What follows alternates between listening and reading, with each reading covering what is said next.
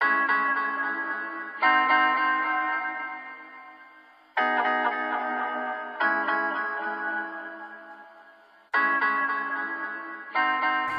welcome back to Take 5. Tonight we're doing something a little bit different in that we're doing an episode called The Vouch. We may do this more. We want to hear from you if you like it. If you don't like it, we may not do it. But if you like it, we're probably definitely going to do it. So instead of our typical Take 5 questions, where we just have 5 questions, we have someone, Jeff, tonight, bringing a movie to us and saying, I love this movie, it's incredible, I'm going to vouch for it, right? This is like your best friend you take to a party, not knowing that he's a spaz and has a drug history. You say, no, he's cool, I vouch for him. We hope that's not the outcome that happens tonight. So, Jeff has vouched for The Grey, starring Liam Neeson. Man Against Wolf Against Nature. This movie we watched tonight. We're going to have the same system of polling questions. Jeff has put 5 statements, essentially, in the kitty about why he loves this movie. Ayla and Alec, who's back from getting drunk in Ontario last week watching, I don't know what he was watching. Baseball. Watching baseball. Watching baseball. High proof. He's back. High proof baseball. I don't know what the fuck that is. I don't know baseball. I'm a bad American. Had their own statements about the movie. So, without further ado, let's just jump right in. Let's do it. Number 1. Okay, Jeff vouches for The Grey because it's a movie that thematically nails the danger of nature. Jeff believes this is a movie that really grasps and shows us thematically, visually, how freaking dangerous nature is. Especially nature above the Arctic Circle, near the North Shore in Alaska. Jeff, why do you think this movie nails it? I think it really nails it because the stakes are high and they're extremely clear. I mean, you have an entire, the whole movie itself is Liam Neeson's character and all of the crew that are there, literally battling the elements, whether it's weather, the geography, obviously the wolves. But the thematic statement of nature in this film is basically unending. It is ceaseless. It is constantly happening, and it's gonna take you eventually. It's just a matter of time. So and so I think it fits into the thematics of it pairs nicely with what all of the characters are involved in, and it really adds a tangible realness to the intangible emotional quality of the film. So in so many ways, this movie, to give you a little background, these are all oil workers who are heading back to, we assume, Anchorage, Alaska from a North Shore oil rig. And they crash, and about 7 or 8 of them survive, right? So this is really that man versus nature. Unfortunately, none of the stewardesses survive. True. So it is just man versus nature. Opposing opinions. Do you guys think this movie nails that? I don't like the way that this movie sort of went against so many rules of nature. I think that they could have done a better job with having the same sort of theme without breaking so many rules. You know, as far as, being exposed, being in wind, not setting up shelters that, immediately. So, this guy supposedly, knows about surviving these places, and just doesn't do it. And that part sort of annoyed me about the movie, was that it wasn't true to survival, and it sort of went. I mean, the classic example of this is the one that every outdoor movie needs to have some sort of scene with water where everybody gets wet and goes through. And anybody who's ever been in really cold water knows that you don't have a lot of time, and it sucks the life out of you really fast. So, I mean, that was, there's a whole river scene where they're in the water for 2 minutes and he lives. Yeah. You wouldn't. So those portions of it annoyed me. As far as nature being relentless, and I would just love to see a movie that follows all the rules and still shows that, because it's the truth. Because you can, right? I mean, just taking that quick point, you can get very wet, but then you can get out of your clothing, get dry, and so on, right? We have a little victory, right? But we're still respecting the ecosystem. Right. I mean, but I mean, getting wet in that cold is death. Yeah. You you can't hang out in it. You're not. You got 30 seconds, and then you need to have everything go right so that you can get, warmth, or you're going to die, and that this, you know, we got, you know, an hour long. Just, not quite it's a sure. pretty long movie too. It's like 2 hours, About and 15 2 hours. minutes. Oh, I yeah, believe right, yeah. So, Ayla, any points So- on that? I will say that the one thing that the movie did try to do with the hypothermia thing was they cut to Liam Neeson, you know, drags himself out of the water after being in there for far too long. I agree with you. And then they cut to him trudging through the woods. He's taken his coat off, but he still has his sweater on, which obviously would have still been soaked through. But they sort of cheated that, like, well, he like got dry. I mean, either they cut out a bunch of stuff, or they're just cheating with nature. I mean, what I would say is that I'm in agreement with you. I think you're using nature in a different way. I mean, obviously I was watching it like this is not how this would happen in the real world. They do have a big plane crash and a bunch of people do freeze to death. So there are elements of reality, but I do think a lot of people got away with living far longer than they would have in an actual Alaskan winter on a mountain without proper clothing. Yeah. Before we turn to our next question, I will add though, sort of maybe in favor of the movie, they do something fascinating in this movie, which I actually haven't seen in another movie, and that's the use of steam. Yeah. So there's some really great scenes where the survivors are wondering where are the wolves, right? And there's moments where the wolves we imagine are antagonizing them, are responding to them, and we only know where the wolves are because there's steam from their breath rising, right? Just at the edge of the firelight. In the scene you're talking about, we see Liam Neeson walking, and all the steam is pouring off him, right? It's almost like his life essence. Yeah. It's close to the end of the movie, right? Like his life essence is literally burning off him. Well, it's also foreshadowed in the plane crash when all the breath in the we first know the plane's malfunctioning and the life support in the plane. Life support, I'm like a fucking sci-fi geek. I guess it is life support, right? The cabin's depressurized. Yeah, the cabin is depressurized and everyone's breath can be seen. So I wonder if we can make this a 50-50 cut, and that they weren't super specific or loyal to real nature. But there were consequences. They were very poetic with their use of natural reactions, specifically the thermodynamics. Yeah, all of the realistic things, I think, in my mind, could be forgiven somewhat with that. Eventually, they got around to it. Like it always paid off. I think. I had one thing with the wolves in the dark. I was taking notes while watching the movie because I wanted to like hit my points with this. And one of my comments was they had to film the wolves in darkness because otherwise they would have looked really terrible. Well, it's the I classic. have a lot. Like they just. Well, I mean, it was very clever though the way that they used the steam. It was ominous, but they did film a lot of that in nighttime. I don't think wolves are that nocturnal. I mean, I don't know. I have no idea. Well, wolves essentially, hunt when their prey is out, right? So they are diurnal in that they sort of follow prey, like that's how it's on. But they don't always hunt nocturnally. Yeah, the one thing I would agree with that is I think I would disagree before moving on to the next question. That was so specific. I think that's a very specific decision that we are going to signify. Because to me, it was very freaky. I don't know if anyone else felt, right? And that's so we have a scene where they've killed a wolf, and the guys are kind of taunting the wolf with the wolf head. And he tosses it, and the wolves almost respond. Yeah. Right? The guy's like, fuck you, and the wolf's like, no, fuck you. And we see these like plumes of breath going up, and these guys all are like, oh shit. The wolves are right there. Like they have watched us eat their brother, they've watched us desecrate his body, and they're right fucking there, right? Yeah. It's this ring. And it's a little terrifying to me. You know what would be fascinating? Yeah. You could almost shoot an entire film from the wolves' perspective of this movie. Absolutely. And actually, you could watch the I bet you one of the wolves broke rank and attacked the guy, and they're like, "Dude, you shouldn't have done that." But you get why. Well, early in the movie is that one of the wolves we get the idea broke ranks. Yeah. And was killed by the alpha. Right. And the alpha definitely had a point of view. Which we'll find out if anyone inserted that in the question. Well, I do think they personified the wolves a bit. I mean, they gave them a few human qualities they may not actually have. They're pretty freaking intelligent creatures. Yes. They're pretty awesome, yeah.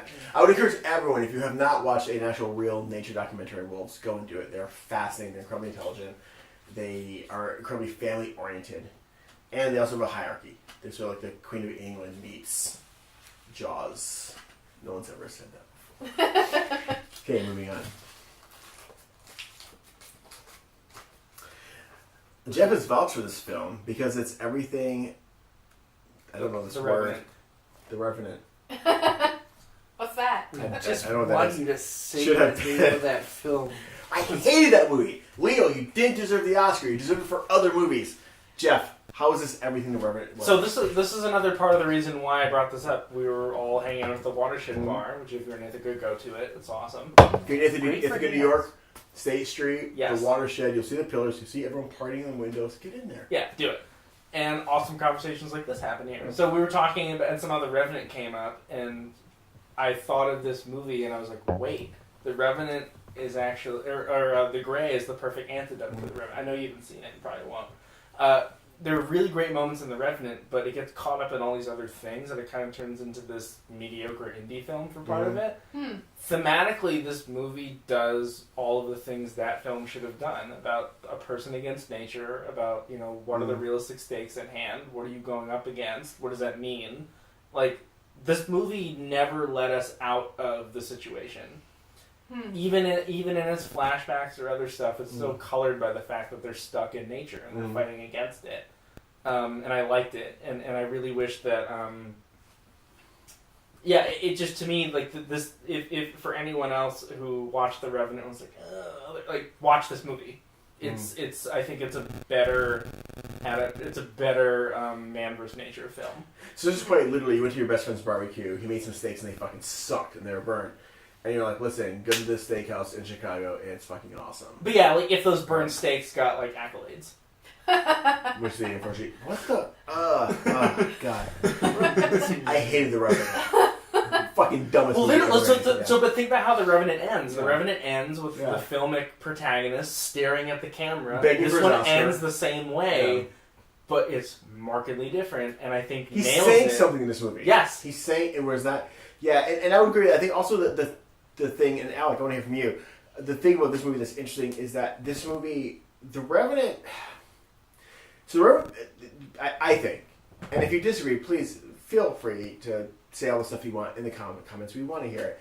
But my opinion is that The Revenant is a movie about nature that forgot its characters. Mm-hmm. This is a movie that I think forgot nature's impact on its characters, but really tried to remember its characters.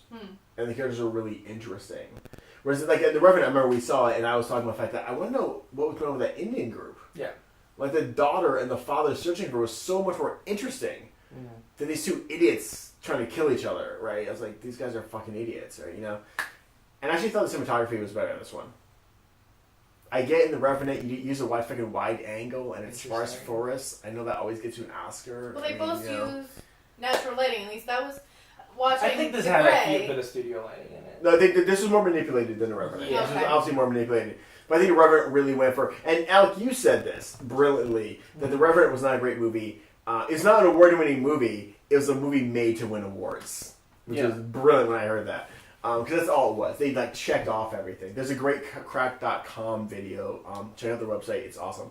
They don't need a shout out from me because they have a billion fucking subscribers. But they have a great video about how to make an Oscar-winning movie. Yeah. And The Revenant was like, check. Have you've seen The check. Revenant? Yeah, we all watched it. We all watched it. Okay, yeah. well, so my input to your point is pointless because I haven't seen The Revenant. I have Yeah, no idea what it's it's- about. yeah. But But might I not be can, pointless. from hearing what you have said about The Revenant, I can surmise that this was a better story. I still had a lot of issues with the plot and certain consequences or lack thereof, and certain, I think Alec had said, rules, not following certain rules, or conveniently they had a belt to tie around a tree so they could pair whatever across a canyon, Yeah. and then conveniently So the wolf waited for Liam to strap weapons to his Can I- hands so he could, like... So Can I ask you guys a flash question? Yeah. It's a new thing, the flash question. Flash question. Every movie does that. Yes! Every movie does does. that. But you noticed it in this movie. Yeah. What was lacking in this movie that you noticed the sudden appearance of the belt, So there's an escape scene where suddenly, and during the movie, Ayla made a comment of like, where the hell did all those seatbelts come from? Right? Like they had taken all these seatbelts from the plane. Something in the movie broke your suspension of disbelief.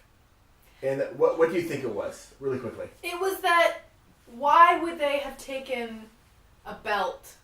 Okay. It all started when they were exiting the plane. They were like, okay, we can't stay here. The wolves had killed one of their guys. Like, we cannot stay here. We gotta go now. Right.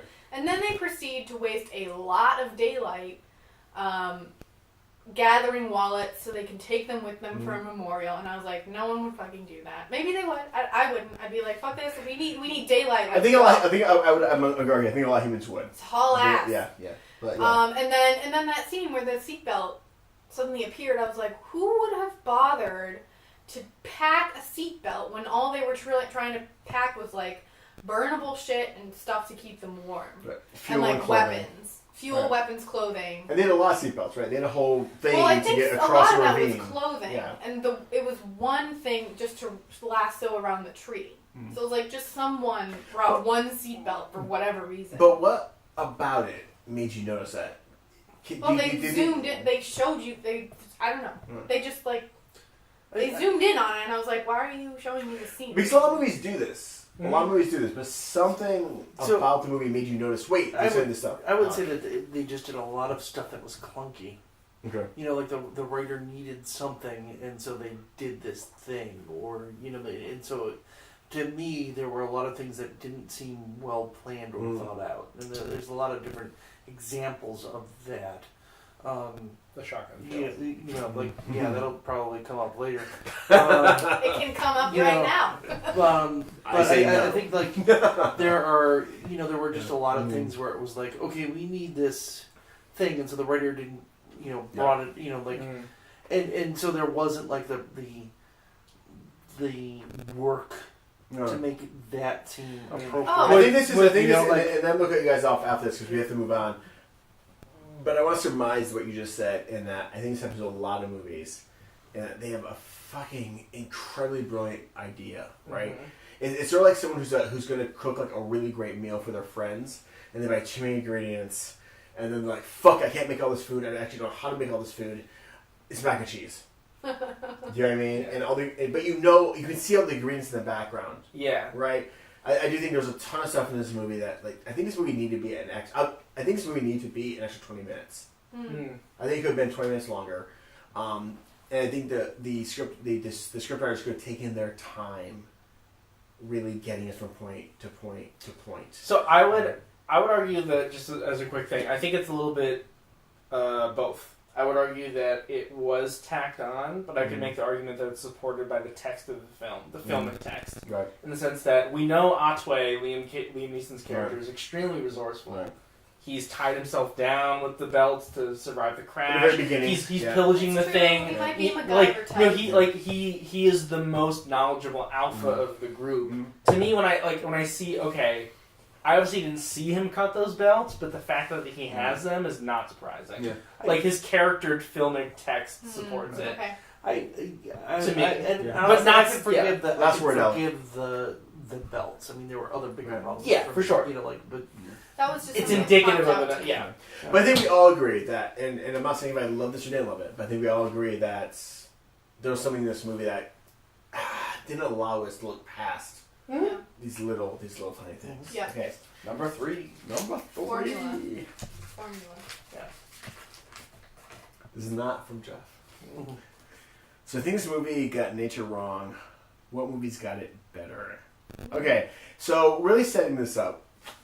In this movie essentially Jaws' wolves. The wolves attack the humans. The wolves behave in stunningly non-wolf behavior. Which, as all my friends know, I have a serious problem with. I hate Jaws because Jaws has made people terrified of sharks in the ocean when in fact we are the bigger enemy of sharks. You can comment down below. That was my PC liberal.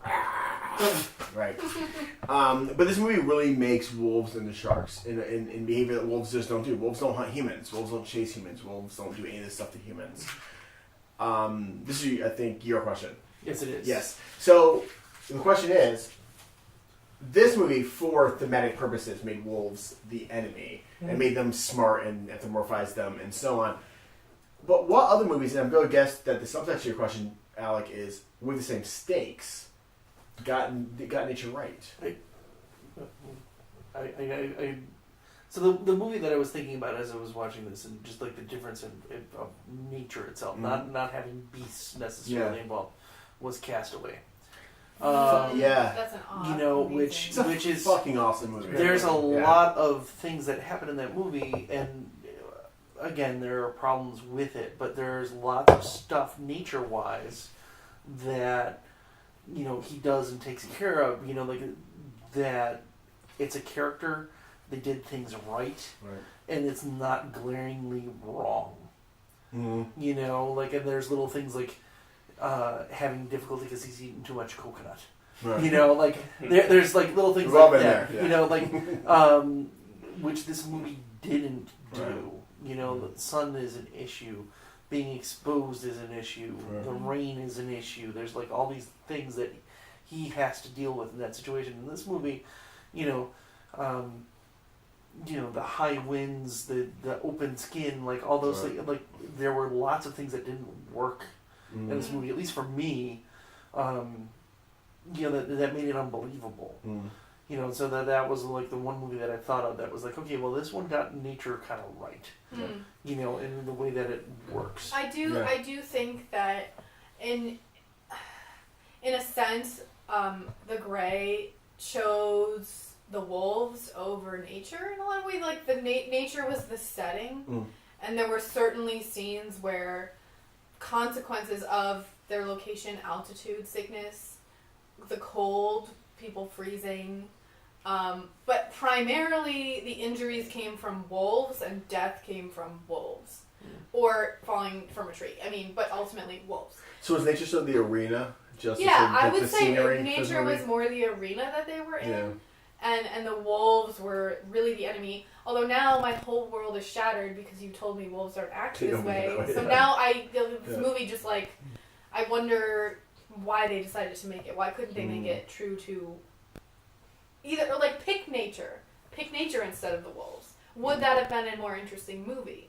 Could you have had the wolves as a background? Maybe the humans are irrationally afraid of these wolves, and nature ends up being the ultimate enemy. I don't know. That would have been an interesting movie. That actually is sort of a fascinating thought, right? Like, do humans make really bad decisions because of an irrational fear of the wolves? Right, but ultimately it's nature that kills them. Yeah. Oh, that would have been a great fucking movie. Yeah. Oh, I want to see that movie. And it could have even made Liam Neeson's character's perspective even stronger. Yes, I would have loved that movie. I would have hands down loved that movie. I think more than this like false wolf terror that they would now instilled in anyone who saw that movie.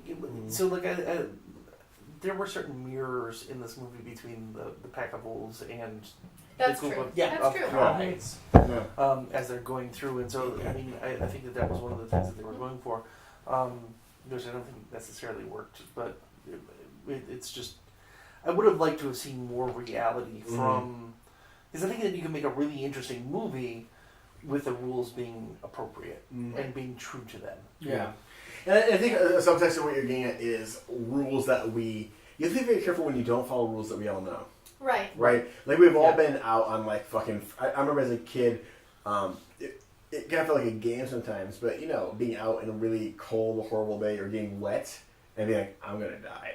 Like, I'm just going to die. Yeah. You know what I mean? They get home and mom's like, it's hot chocolate, it'll fix you, right? Yeah. And that's my goofy story about it. But later on in life, right, where you've been someplace and you're like, I'm cold, I'm wet, this is terrifying. Right? And it does begin to sort of affect how you sort of do things. Yeah. So very, very cool. Let's move on to our next. So our next question is another vouch from Jeff. I vouched for this movie. Damn it, Chris! Stop drinking while you're filming. I vouched for this movie because it's an effective parable for overcoming grief. Okay, so jump with that. So I have a couple layers to this. Probably the biggest one is the reality of the film outside of its internal narrative structure. This is the first film that Liam Neeson did after his wife died, Vanessa Redgrave, in an accident. She was skiing or something. It was a skiing accident. It was literally like just. Yeah. It wasn't. Yeah. It's like you're not here. Yeah.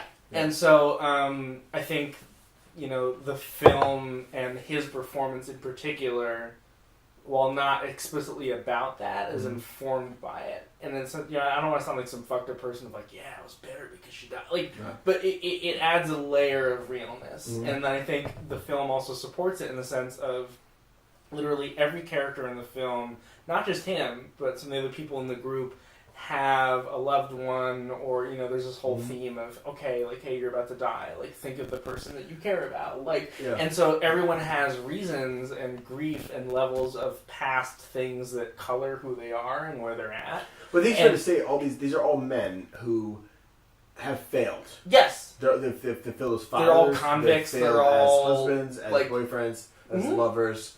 Yeah. Right. So they all have a thing. Yes. That they regret. And not only that, but like they're all in the same thing together. Yeah. They're all experiencing the same shit, and it gets colored differently. And it also, in the face of nature, it matters and doesn't matter at the same time. It matters because they're people, and it doesn't matter because nature's like, well, now you're dead. Cool, great. But that's all. It's both the point and not the point at the same time, which I loved. And I love that scene where Liam Neeson's yelling at God and he's like, "Do something." So the scene Show at the me end, you're real. right, where he's challenging God. And it was such a powerful moment to where it worked outside of the movie and in the movie. And to me, the inside and the outside is supported by the theme of the film itself. Like it's such a great moment. But I have to disagree because I really think you need to be able to watch that movie without knowing the circumstances. You should, yes, I would argue. It should be able to stand alone. At the same time, I can't divorce those things. Like, I can't separate them. Well, I know, but I didn't know that was the first movie. So I watched that movie in a very different light. Yes. And I do think that knowing that changes the way I would have watched that movie. But, you know, at the same time, I watched it without knowing. And so my experience was less emotive than maybe yours was. Because I really didn't... Well, I think that's back to like what I'm sorry, Alec. And what I hear me hark on a lot, right? Is that the expanded universe, the actor's life, all this shit does not matter to what I see on the screen. Yeah. However, that's right, sure, right. If you know the thing, we can't help but let it color, right? Like I would argue that it supports it at the same time, though. But I would say that like I see why he made the film. Right. I don't think that it changes my view of it at all. Like, I mean, I like seeing like the parallels and like the things that they put through the movie are sort of interesting. Yeah. So like I pick up on why he decided like after reading the script was like, oh, this is a film that I really like and you want to do, but it doesn't like change the overall like impact of it for me. I think it's just this great thing of like, I don't know, like for me it's just very much of a like we've all gone through very grief-stricken things. You're like, I'm gonna push ahead. That's what I'm gonna do, and like it's gonna suck, but I'm gonna fucking do it. I sort of agree with that. I do think that the film does do a very interesting thing. Is that in that the only character in the film who gets to actually, in a very interesting moment, gets to actually decide how he's going to face death is Liam Neeson's character.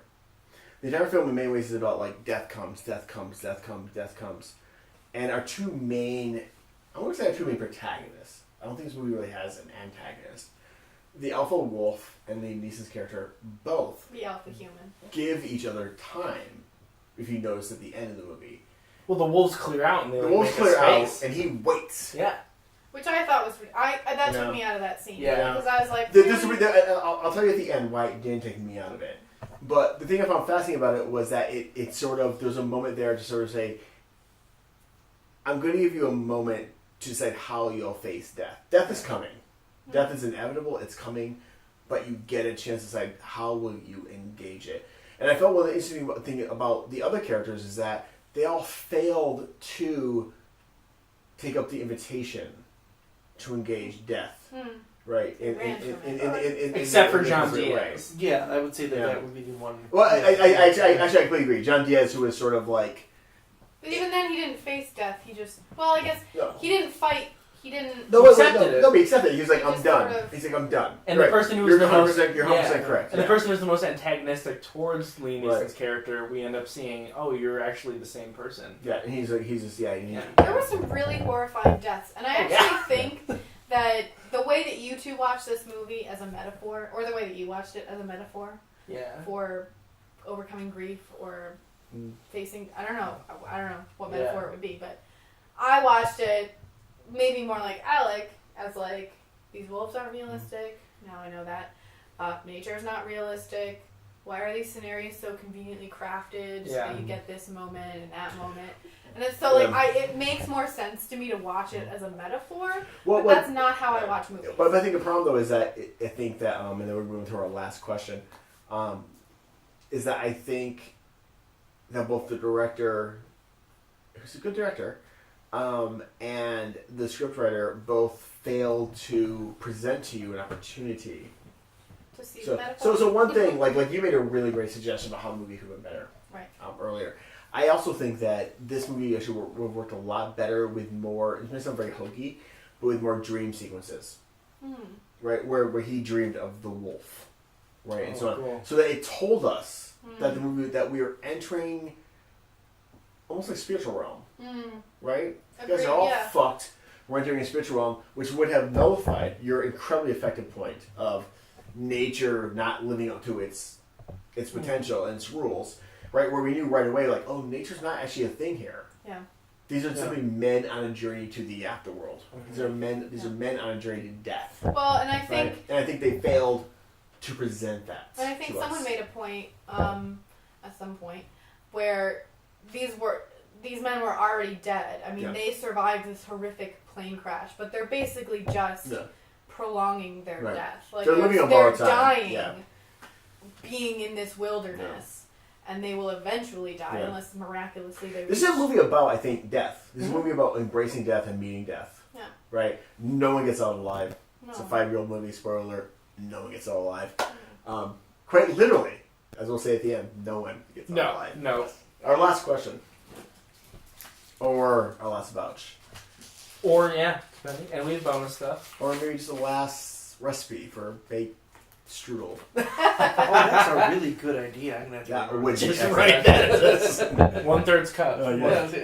Oh my goodness, I know who wrote this. Can a movie please get firearms correct? It's really easy to get cartridges and guns to match. I love it. Yes. It is. I'll take it away. So, this was one of the things that really bugged me from the beginning. It would be really nice if the prop masters or set designers or whatever would be able to just sit down and have things match. And this one. Can you tell us what they didn't match? Okay, that's exactly. Yeah. That's in this movie. In the beginning, he's using a rifle. It's a Model 700. In case anybody is really all that interested, it's a rifle. When they show the cartridges that he has, they're shotgun shells. When he's putting the rifle in his mouth. Any plebe would know. Sorry, this is the beginning. This is suicide attempt. Suicide attempt. The thing that he puts in his mouth is a shotgun barrel, but they never actually show the gun, and he only has one. So like they had inconsistency in it. What I really want to see is consistency in that stuff. You know, for people in movies in general, there are these little things that they just don't get right, and it really pisses people off who know. It breaks the suspension of disbelief. Yeah, exactly. So I'm looking at this thing being like, okay, that, you know. Well, and the shotgun shells play a big role. Well, I don't know. They attempt to play a big role later in their survival. This is a central plot point. They in fact do later on. It allows in the them movie. to kill the one wolf. Right, it allows them to make homemade spear weapons, which have a shotgun shell on them, to kill a wolf, which gives a moment of like, oh, they're going to win. No. They're going to defeat death.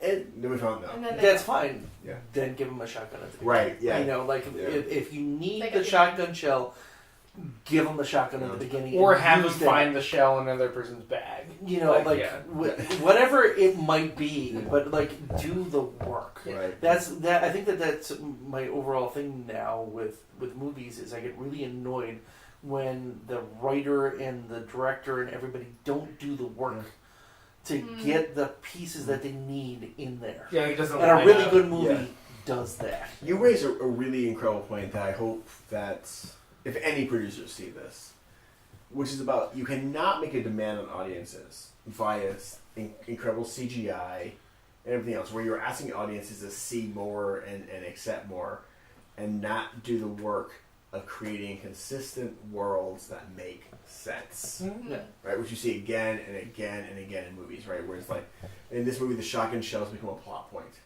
right? Because they're like, oh fuck, we have to fucking defeat the wolves, and if they have sticks with knives on them, the wolves are fucked, right? Possibly, right? But like, if they have shells, we can have a cool little scene in. So fuck it, we'll have shells, right? Instead of saying something consistent, something that makes sort of sense, and keeps us.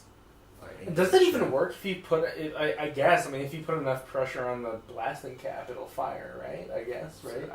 I haven't ever. I think it's. I think it's. I suspect Sounds it's. like I something think we it's should sort of. test out, guys. That's essentially what a hammer does. I mean, but I think and like explosive harpoons, I think work that way. Yeah. Yeah. Yeah, I wouldn't try because I'm guessing that's one of those things that you see on. I think there's actually Yeah. there's actually a really good YouTube channel called Demolition Ranch that you could probably write in their comments you should. Yeah. and ask them to do I think just that. half of this And episode is you talking about other people's cool things. I love YouTube. Chris is all about YouTube. Yeah, we almost want like the MythBusters, like MythBust, Yeah, I the love shotgun I spears. just- yeah, like, I love, we want it, the gray spear. yeah, the gray spear. That's right.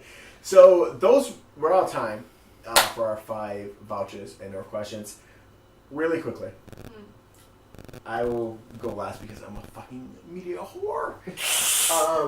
What were people's walking away? Yay, nay. Jeff has vouched for this movie. We know how he feels about it. He loves this movie. You two, how did you feel about this movie? Alec?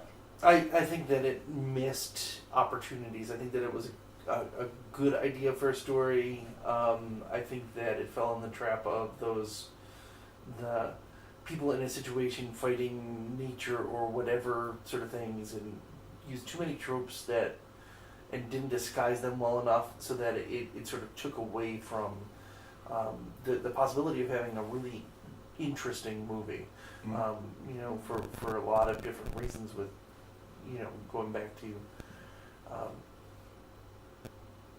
even to Greek mythology and that sort of stuff. Like there's lots of stuff there that they could have done, but they didn't, and so it annoyed me. And I just couldn't get over the discrepancies in like the nature scenes and what these folks were doing, survival wise. Ella? So I actually initially was really bothered by the telegraphing that happened in that movie, where I basically knew what was going to happen when, to who, and how. So that did bug me throughout the entire movie. But I think I'm actually really interested to see it again, because I would like to watch it with an eye more towards like, this is a death metaphor, and maybe that'll change my perspective. And I think Jeff got that the first time he watched the movie. He saw it on a different level, and sort of was able to ignore the glaring errors. No offense, honey. No, I'm not. And I'm not I was disagreeing. not. I just saw Yeah. all of the glaring errors, and I wasn't watching it for the metaphor. Yeah. So it would be interesting to watch it again to see it for the metaphor. So this segues perfectly Yeah. into my final take on it. Is it's an imperfect movie that I think thematically is beautiful, and if you watch it through the lens of a parable or a metaphor, or not like a fairy tale, but in the sense of a kind of mythos, like a human mythos, I think you're going to get a lot out of it. And it's a subtly, I would even say, brilliant Liam Neeson performance. Yeah, I'm actually going to agree with you in that. Whereas I agree with a lot of people's other points, I think Alex right on about the fact that like I'm not disagreeing. choose nature, don't choose nature. Right? Yeah, I'm not Don't do disagreeing this with sort some of of these stuff, things, I yeah. do think there's a lot of telegraphing in it. I do, however, think that this is a movie that's I think someone had a great idea, and they weren't able to realize it. This movie goes in the same realm as Me as AI, another movie. Check it out; it's worth it. It's not a great movie. Stanley Kubrick and Steven Spielberg, but it's one of those movies that I think really wants to present something really big, fails to do it, but still leaves you with a wonderful experience and a wonderful journey. And I do think that this is a movie about death.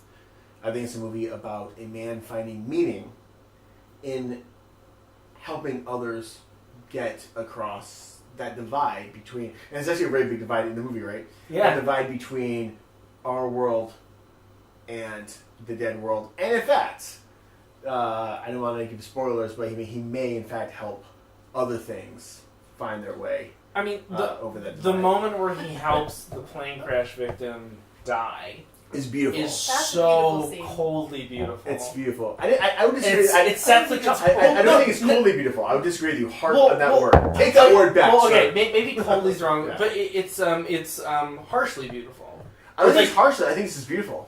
Well, I mean, like it's It's harsh death. in the sense. It's I'm using the term harsh in the sense of because the guy who's on the receiving end is like, wait, what? You're not supposed to say that. But he comes around. Yes, exactly. No, well, And he finds solace in this yes, person. that's the point. Is Yes. it's like, but it's such a great tone setter Yes. for the film. It's And like, it is the film after you're that, gonna yeah. die, Yeah. but it's okay. Yeah. Let it wash over. I love that moment. Mm. Love it. The really ironic thing about this movie is that throughout the movie, Liam Neeson's character doesn't agree with and or accept faith, and yet he practices faith in the transition from life to death Yeah. throughout the movie. Yeah. I mean, he's a Mhm. very worthwhile and successful guide Mm. in that realm. Yeah. So that's what we have today. If you liked the Vouch episode, if you like this idea of one person coming up and saying, "I love this movie, let me defend it," while other people sort of, I don't know, not them like angry hyenas, not wolves. Hyenas are scavengers. Wolves are not. They will scavenge. They will scavenge. That's true. They will scavenge. They're not going to turn their nose up in a nice buffet. Let us know in the comments below. If you liked the gray or didn't like the gray, if you thought we were wrong, let us know in the comments below.